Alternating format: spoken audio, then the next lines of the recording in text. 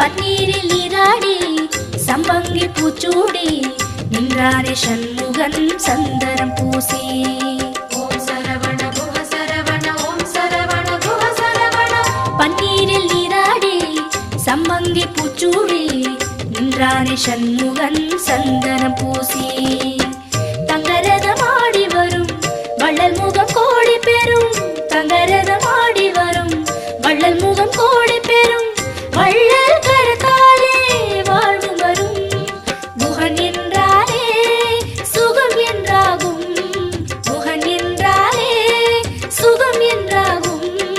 பழனி மலையில் பழகும் உறவில் பாசம் பிறக்கும். ஷண்முகநாதன